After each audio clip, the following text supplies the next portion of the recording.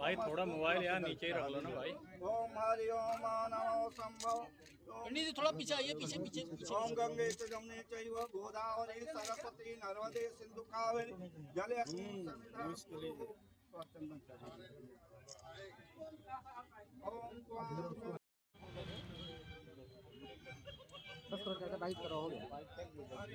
आप लखनऊ आई हैं तो गोमती नदी को लेकर के आपकी विचारधारा है, क्या सोच है, किस तरह से काम करें? नर्मदे हर हर हर गोमती।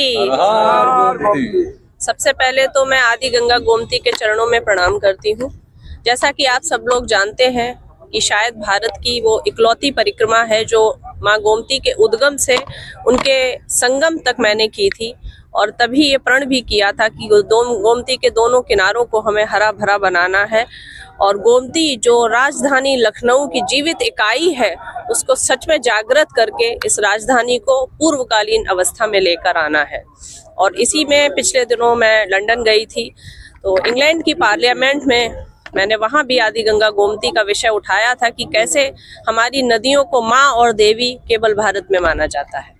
तो मेरी माँ गोमती से वो आस्था है, और मुझे लगता है कि जो गंगा से भी पहले आई हुई है पृथ्वी पर, उस गोमती के प्रति हम सब का भाव जागृत अवस्था में आना चाहिए।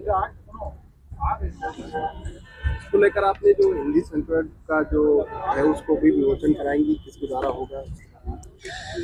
नहीं, अभी लंदन पार्लियामेंट में जब मैं गई थी बोलने, तो वहाँ की मेयर के द्वारा हमने महाकुंभ में जो हमारे पंचतत्व संस्था के कार्य थे, जिसमें हमने थैला थाली और पौधों का वितरण 45 दिन कुंभ में रहकर किया था, उसकी एक बुकलेट तैयार की थी जिसका अंग्रेजी संस्मरण का विमोचन हमने लंदन की मेयर के द्वारा कराया।